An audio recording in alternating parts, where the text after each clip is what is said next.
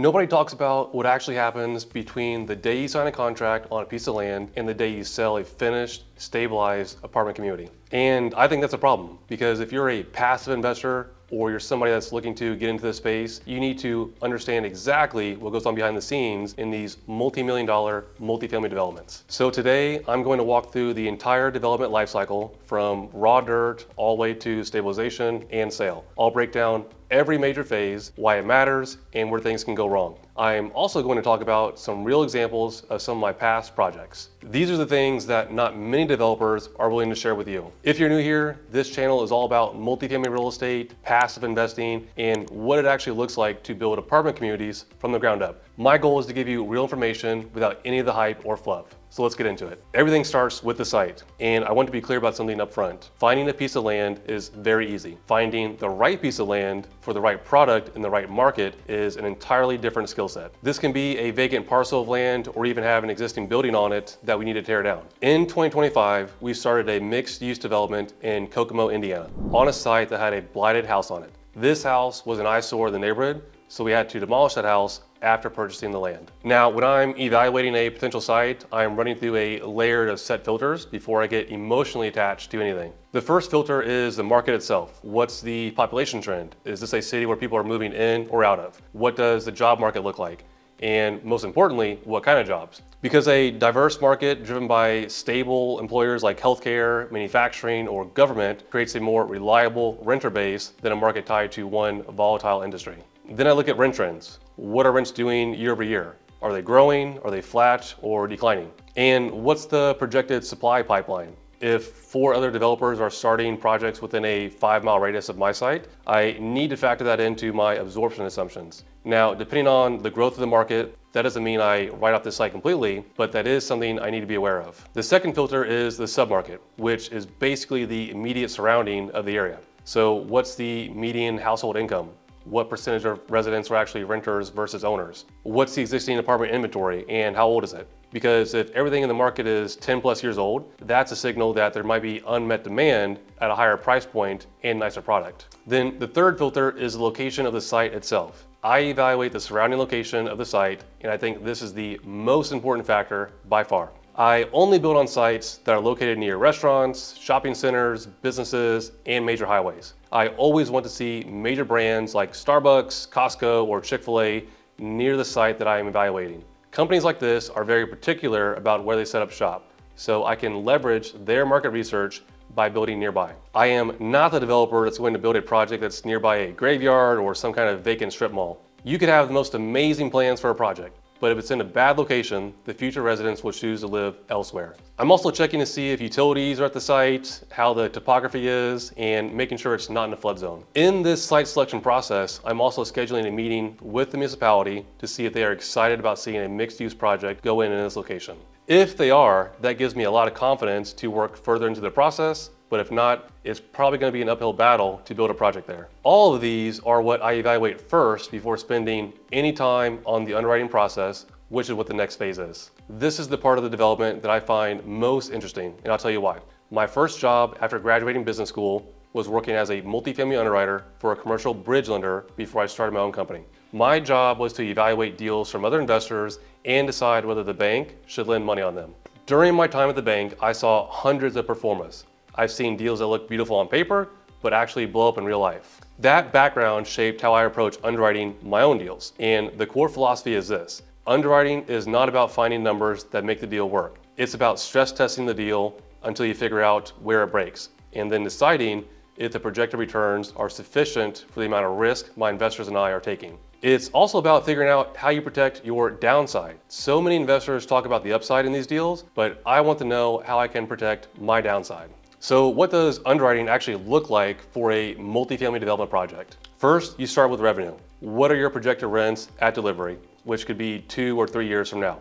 You're looking at comps in the surrounding market, rent growth trends, and what the market can actually absorb at the price point you're targeting. Then you factor in other income. This is things like utility billbacks, pet fees, amenity fees, just to name a few. From there, you subtract out your economic loss, which includes things like vacancy and collection loss. Depending on the market, a stable asset typically runs around 5 to 7% economic loss. But during lease-up, you're going to be well above that number for an extended period of time. That lost revenue has to be accounted for. Then you build out your operating expense assumptions: property management fees, maintenance, insurance, property taxes, landscaping, utilities, and reserves. These are all the day-to-day expenses needed to run the property. Now at good end development, I typically build mixed-use projects. So in our projects, there's typically a commercial or retail component in the property. I do a similar process to build out a pro forma for that and then combine it into my residential pro forma. After that, what we're left with is the net operating income, or the NOI. NOI is the most important factor in commercial real estate because NOI is what determines the value of your asset.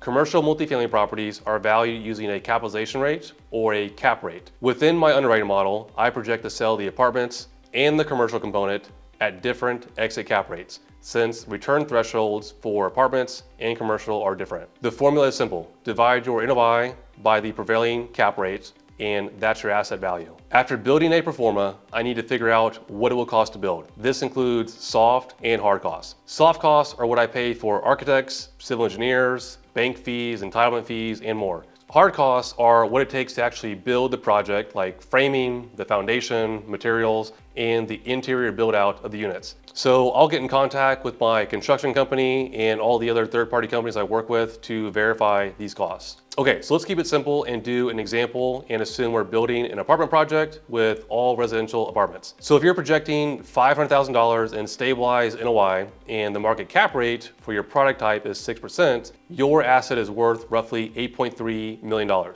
If you can build it for $6 million all in, you've created an additional $2.3 million in equity. That's the value creation engine of development. But here's where underwriting gets real. Every single one of those inputs is an assumption, and every assumption carries risk. So I stress test all of them. So what if rents come in 10% below projection? What if construction costs run over by 15%? What if lease-up takes 6 months longer than projected? What if cap rates expand by 50 basis points by the time I'm ready to sell? And I run all those scenarios. What's the return in the base case? What's the return in the downside case? And can my investors still make money in the downside? If the downside scenario wipes out investor returns, I either need to go back to the drawing board or walk away completely. And I've walked away from so many deals that looked exciting on paper, but after digging into the underwriting, the margin of safety wasn't there. That discipline is what protects your investors and your reputation. Okay, so once the underwriting tells me the deal has potential, I get the land under contract. Now, why do I do this? Because nothing else can happen unless I have control over the land. Everything else is just a what-if scenario unless I have a contract in place to buy the land. In my contracts to buy land, I structure closing to be 8 to 12 months down the road. So I have plenty of time to create construction plans, do my due diligence on the land, and go through any needed rezoning. The land cost is fixed the moment you close. So it's the only variable in the entire project you can control up front. During this entire timeline, when the land is under contract, I'm doing a variety of things. And keep in mind, I don't start raising capital from investors until the project is ready to start. So all this money spent up front is at risk and is my own capital. For example, I need to get a geotech report, a survey, environmental report, all completed early on in the process to confirm everything looks acceptable. There also may be rezoning and city fees. Once I engage my architect and civil engineer, there's a monthly charge for that too. So let's talk about working with the architect and civil engineer next. As you can see, the architect and civil engineer come into the project early, often during due diligence before you even close on the land, because the design phase has to happen before construction can begin, and design takes a lot of time. I am working alongside my architect to create the building design, unit mix, floor plans, exterior aesthetics, interior layouts, and amenities. But they're also responsible for making sure the building complies with all acceptable building codes, ADA requirements, and local ordinances. Making the building more efficient and catching mistakes at the design phase is much cheaper to fix it on paper than trying to do it later on in the field. Design is a part where a lot of developers fall short. Too many developers are focused on saving money and not building the best quality project. If you look at my past projects, you can tell we are focused on building the best quality projects with high quality finishes and state-of-the-art amenities. Now, yes, of course, we are cognizant about the cost we spend, but quality comes first in my book. The unit mix is one of the most important design decisions you'll make. How many 1 and 2 bedrooms? What's the average unit size? Those decisions really affect your revenue potential and the construction costs per unit. You want to optimize for what the market demands and not what's easiest to build. We also think about the resident experience every step of the way. So what do they see when they first walk into the unit? What amenities do they actually want? What feeling do they get when they walk into the leasing office? And the civil engineer is focused on the site itself. This includes grading, drainage, utilities, parking layout, and stormwater detention, just to name a few. These two are also coordinating with each other and the city throughout this entire permitting process. The architect produces construction documents, which are detailed drawings that become the basis for your general contractor's bid and your building permits. That process alone can take anywhere from 4 to 8 months, depending on the project. I found that developers who try and rush the design phase to save time almost always pay for it later in change orders and construction delays. Invest the time up front and get the drawings right. Once I have preliminary design documents and a clear picture of my total project cost, I can now reach out to the bank to discuss financing. Let me walk you through how the capital stack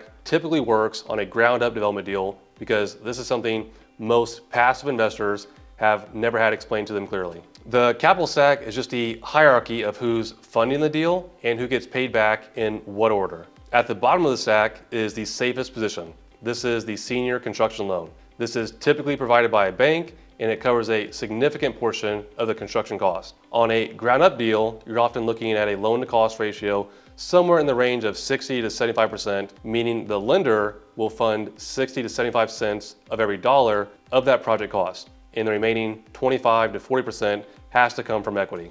The construction loan is typically interest only during the build phase, meaning you're not making principal payments while you're building, you're just servicing the interest. Once the project is stabilized, the construction loan typically converts or gets refinanced into a permanent loan, which is a longer term, lower rate debt product. Okay, so now the equity piece. The top portion of the capital stack is where investor money typically lives. Equity investors take more risk because they're the last to get paid if something goes wrong, but they're also the ones that earn the highest returns because of taking that risk. With a ground up development project, the bank will want to see the equity get spent on the project first to ensure the developer has skin in the game. So while we do close on the financing when we start the construction of the project, we do not start using the construction loan until much later on in the process. We spend all this equity first and then only start drawing on the construction loan after that equity is exhausted. Negotiating with the bank on a construction loan is a process. They're going to want to see your pro forma, your design documents, your resume as a developer, your credit, and review your equity commitments before they even close on a loan. They're going to have a reserve requirement, that's money set aside to cover the interest payments and the cost overruns. They're going to have personal guarantee requirements in many cases as well. Okay, so the terms that matter the most are the interest rate, the loan to cost ratio, the loan term, recourse structure, and the draw process, which means how you actually pull money out of the loan as construction progresses. Okay, so now I have my architect and civil engineer create our construction documents. I have the bank loan ready. Now I have to find that equity. This is where the relationship side of the business becomes critical. Equity investors, also called limited partners in a syndication structure, are typically passive. So they invest their capital, act as a hands-off partner in the deal, and participate in the profits at the back end when the asset sells or refinances. They're not involved in day-to-day decisions, which is the developer's job. This real estate syndication structure is what I use in my business. This is a legal partnership structure where I'm the general partner or managing member, and my investors are limited partners. The general partner controls all the operational decisions, and the limited partners provide capital and receive returns. A typical structure might look something like this. Investors receive a 7% preferred return on their invested capital, meaning before I take any profit of the deal, the investors must earn a 7% per year on what they put in. After that preferred return is satisfied, profits are then split something like 70-30 or 80-20, with the larger share going to investors and the remaining going to the developer as a promote for putting the deal together and executing it. The promote is how developers make money in addition to their development fee. And it all aligns interests because I only earn the promote if my investors make money first. Okay, so I only raise equity when the project is essentially ready to go. Entitlements in hand, permits ready, and financing ready to go too. Investors deserve to see a project that is ready to execute and not one that's speculative. So if you're investing in a multifamily development, ask the developer where they're at in the process and how your money will be used. When equity is raised, financing is closed, and permits are in hand, you close on the land, the financing, and you start construction. Now, that day is one of the best feelings in the business. It could take 1 to 3 years of work from site hunting, underwriting, negotiations, design, permits, financing, and investor conversations, and you finally put a shovel in the ground to start construction. But as a developer, this is where the real work begins. So take, for example, the Elwood in Kokomo, Indiana. This is a project that we started in 2025, and it took 13 months just to begin construction. So the process from getting the site under contract all the way up until starting construction and closing took 13 months. So this is where I want to be honest with you about what the developer's job actually looks like during construction, because it's not what most people think. As a developer, I am not swinging a hammer. I am not managing subcontractors directly. That's the general contractor's job. My job is to manage the GC, manage the draws, manage the investor relationships, and make the decisions that keep the project on track and on budget. In practice, that means I visit the site on a regular basis, usually every week.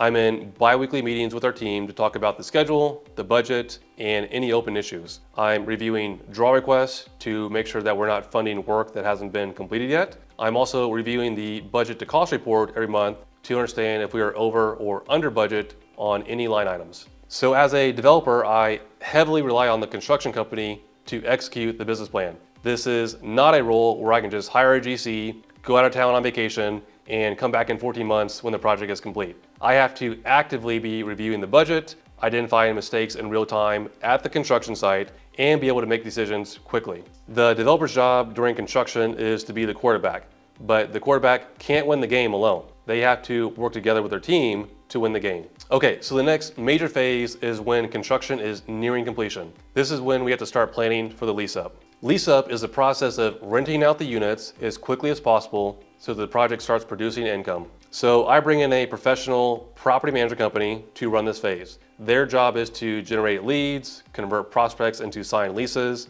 onboard residents, and begin building the community culture of the project. We usually get a management company involved 3 to 6 months before the first unit is ready. Then they can start building a wait list and doing pre-leasing so that on the day you get your certificate of occupancy, you're not starting from zero. Now, lease-up velocity is extremely important. Every vacant unit has a carrying cost, which means you're paying debt service on the entire project while units sit empty.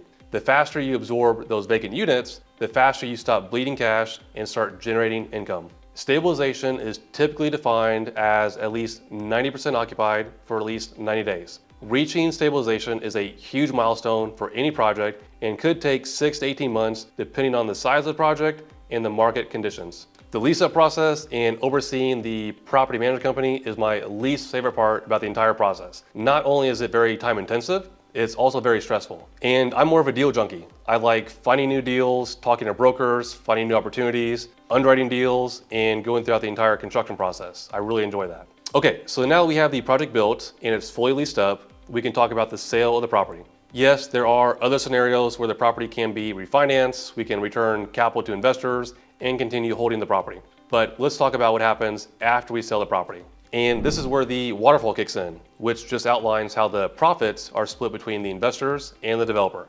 First, the senior lender gets paid off, then investors receive their original principal back in full, plus any accrued preferred return that may have been missed through the construction period. Then the remaining profit is then split per the operating agreement. Investors receive their share, and I receive the promote I earn for executing the deal. For passive investors, this is the moment everything becomes real. The check they receive at the end of a successful development deal from a project they didn't have to spend any time managing themselves is what passive investing is all about. However, syndications may not be right for everyone. I did a video right here that talks about the 5 reasons why a person should not invest in one. And that's the entire life cycle of a development deal, from dirt to stabilization to sale. Here's the real takeaways. Development is not a glamorous job. It's not fast. It's long, layered, and a very detailed, intensive process that involves a lot of risk. You're putting in a huge amount of work and time up front in exchange for a huge potential upside in the future. If you're considering investing passively in a development deal, now you know what the entire process looks like. Ask the developer about their underwriting assumptions. Ask about the capital stack. Ask about the GC relationship and the property management strategy. A developer who can answer those questions clearly and confidently is a developer who knows their deal. Okay, now I want to hear from you. Which part of the development process surprised you the most, or which one do you want me to go deeper on? Drop it in the comments below. I read all of them and I want to use them for future videos. If this was useful, subscribe to my channel for more content like this. I post every week on multifamily development, passive investing, and what it actually takes to build in this space. I'll see you on the next one.